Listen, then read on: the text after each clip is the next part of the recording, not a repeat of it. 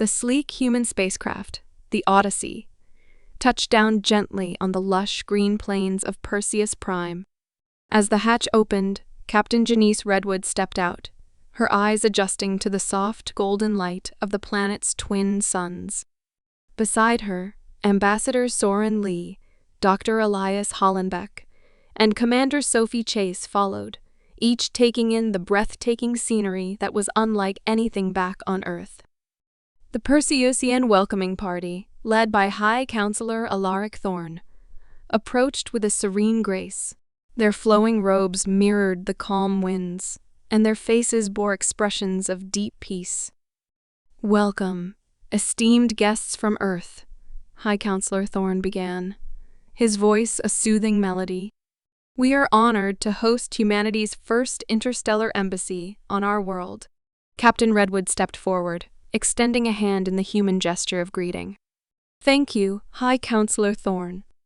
We come with the highest hopes for friendship and mutual understanding." The exchange was formal, yet there was a palpable sense of curiosity from both sides. The Perseusians were particularly intrigued by the humans' vivid expressions and diverse appearances, a stark contrast to their own uniform features.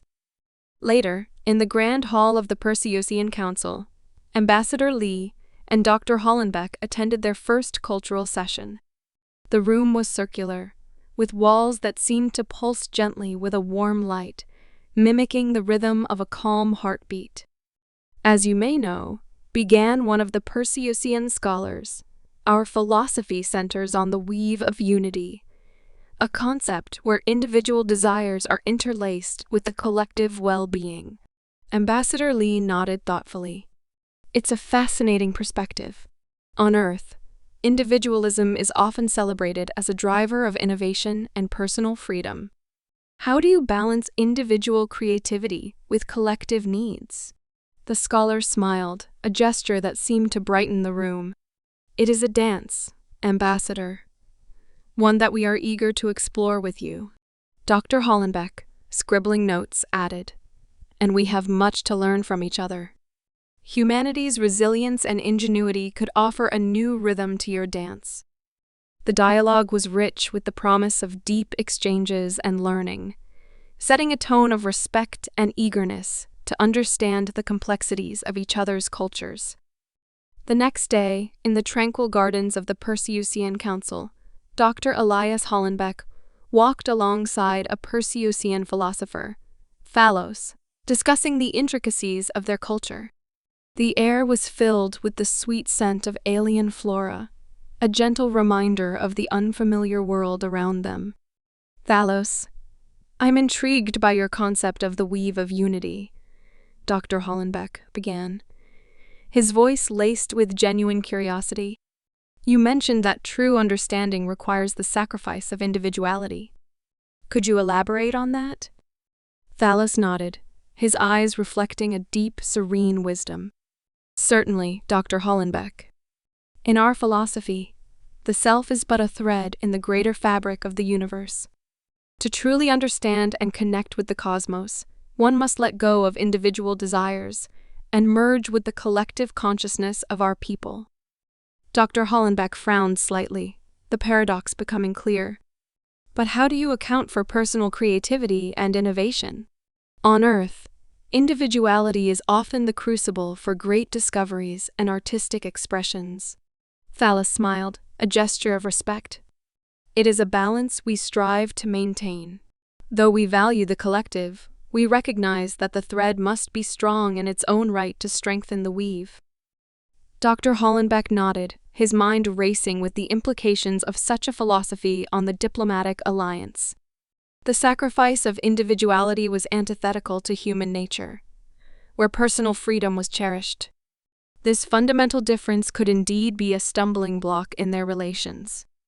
Later that day, in the bustling hub of the embassy, a junior diplomat, Lieutenant Kara Jensen, was overseeing the arrangement of cultural artifacts for an upcoming exhibition.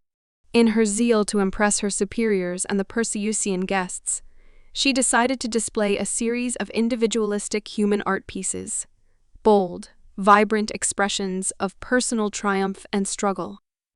As High Counselor Thorn toured the exhibition, his gaze fell upon a particularly striking painting of a human standing alone atop a mountain, a flag planted firmly at the peak. His brow furrowed, and the air grew tense. "Lieutenant Jensen, this artwork," Thorn began. His voice calm but cool. "It glorifies the individual, a concept quite foreign to us. Is this the message your people wish to convey?" Kara, realizing her mistake, scrambled for words. "High Counselor, this piece represents the human spirit of exploration and achievement. It was not our intention to offend, but to share our perspective." Thorn nodded slowly, his expression unreadable. "I understand, Lieutenant. Yet, it is crucial that we recognize and respect our philosophical differences to foster true understanding." The incident rippled through the embassy, highlighting the cultural chasm between the two species, a misunderstanding that could jeopardize the delicate threads of their budding alliance. In the aftermath of the misunderstanding, Ambassador Soren Lee convened with Captain Redwood and Dr. Hollenbeck to devise a plan to mend the fraying ties. They agreed that a joint cultural event might showcase the strengths of both human and Perseusian cultures, emphasizing their shared values over their differences. The event was set in the Grand Hall of the Embassy, transformed into a vibrant tableau of human and Perseusian art, music, and technology. Ambassador Lee opened the event with a heartfelt speech. "Tonight, we celebrate not just the art and achievements of humanity, but the rich culture and philosophy of the Perseusians," Ambassador Lee announced, his voice echoing through the hall. "Let this fusion of our worlds remind us that while we may be different, it is our pursuit of knowledge and understanding that unites us." The highlight of the evening was a collaborative art piece, created live by human and Perseusian artists. The artwork depicted a galaxy, a blend of individual stars and the interconnected nebulae, symbolizing the union of individuality and unity. As the guests admired the collaborative piece, High Counselor Thorn approached Ambassador Lee, a smile breaking on his face. "Ambassador, perhaps there is more that binds us than we realized. Your people's resilience and creativity are indeed admirable." Ambassador Lee returned the smile, relieved. "And your people's deep connection and philosophical insights are truly enlightening.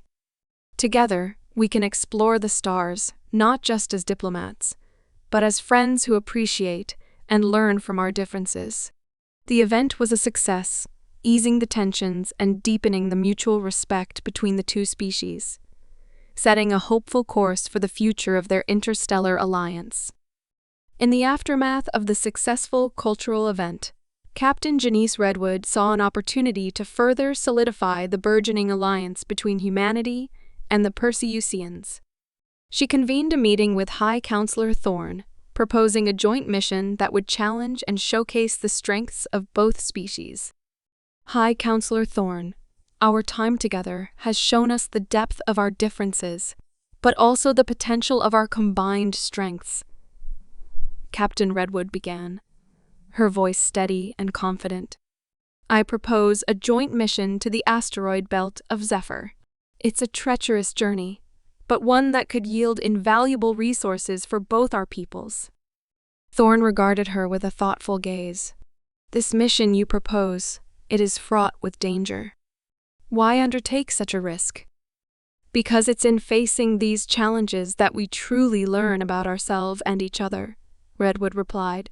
"Humanity has always pushed the boundaries of exploration, not despite the dangers, but because of them. We believe this mission could be a testament to what we can achieve together." After a moment of silence, Thorn nodded. "Very well, Captain Redwood. Let us embark on this journey together as allies." The joint mission to the Zephyr asteroid belt was underway, with a crew composed of both humans and Perseusians. As they navigated the treacherous space, a sudden asteroid collision disabled the propulsion system of their ship, leaving them adrift. Panic began to set in among the crew, but Commander Sophie Chase, leading the mission alongside a Perseusian counterpart, called for calm. "We have the minds and technology of two worlds at our disposal. Let's use them." Dr. Elias Hollenbeck and a Perseusian scientist, Celine, worked together to devise a solution. "If we can't move the ship out of the way," Hollenbeck suggested, "perhaps we can move the asteroids instead." Celine, inspired by the humans' ingenuity and the Perseusian philosophy of harmony, proposed using the ship's energy field to create a gravitational pull, redirecting the asteroid's path. The plan was risky, requiring precise calculations and timing. But as the crew worked together, blending human ingenuity with Perseusian insight, they successfully executed the maneuver, averting disaster. In the aftermath, a newfound respect and camaraderie blossomed among the crew. "Your courage and quick thinking saved us," Celine said to Hollenbeck, her voice filled with admiration. "And your philosophical approach gave us the solution," Hollenbeck replied, smiling. "Together, we're unstoppable." Back on Perseus Prime, the success of the joint mission was celebrated as a triumph of cooperation and mutual respect. In the Grand Hall of the Perseusian Council, a ceremony was held to sign a treaty of alliance between humanity and the Perseusians. High Counselor Thorne and Captain Redwood stood before the assembly, the treaty laid out before them. "Today, we mark a new chapter in our shared history," Thorne declared. "One not defined by our differences, but by our combined strengths." Captain Redwood signed the treaty, then turned to address the assembly. "This alliance is more than a formal agreement. It's a promise to face the unknown together, to learn from each other, and to build a future where both our species can thrive." As the signatures were exchanged, the hall erupted in applause, a sound that echoed the hope and excitement of two worlds coming together. "Let this treaty be a beacon," Thorne said, his voice resonant with emotion, "a symbol of what can be achieved when we embrace our differences and work towards a common goal." As the ceremony concluded, Captain Redwood and High Counselor Thorne shook hands, their gesture a powerful symbol of the unity that had been forged, a unity born of adversity, strengthened by understanding and sealed with mutual respect. As the celebrations of the treaty signing wound down, the members of both the human and Perseusian delegations gathered in the newly established embassy on Perseus Prime. The building, a symbol of architectural collaboration, stood as a testament to the unity achieved through shared efforts and mutual respect. In the quiet after the day's festivities, Captain Janice Redwood and High Counselor Alaric Thorne took a moment to reflect on the journey that had brought them to this point. They stood together, looking out at the horizon where the twin suns of Perseus Prime set in a spectacular display of light. "We began this journey with many uncertainties," Captain Redwood remarked, her voice tinged with the weight of their experiences. "Our philosophies may differ, our paths to understanding may diverge, but our goals have always been aligned, peace and understanding across the stars." High Counselor Thorne nodded in agreement, his eyes reflecting the sunset.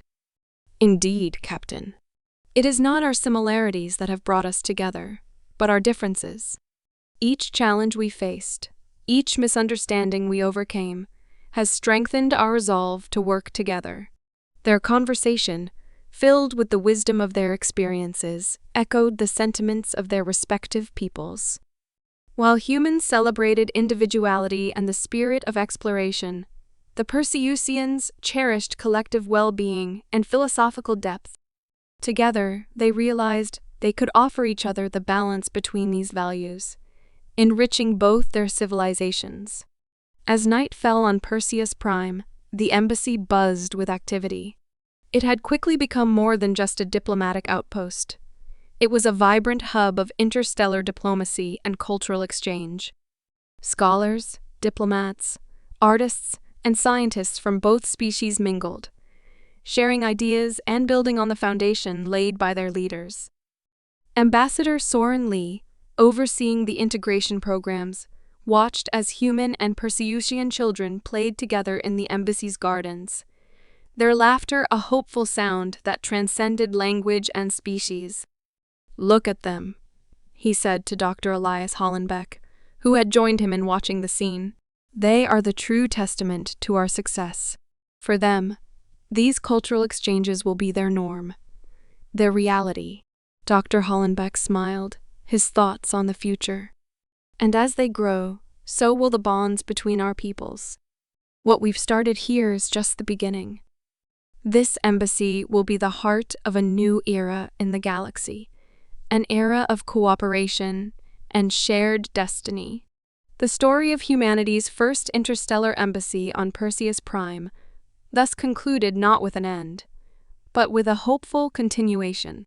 A new chapter in the annals of both human and Perseusian history, marked by a commitment to mutual understanding and a shared journey towards a peaceful and prosperous future in the cosmos.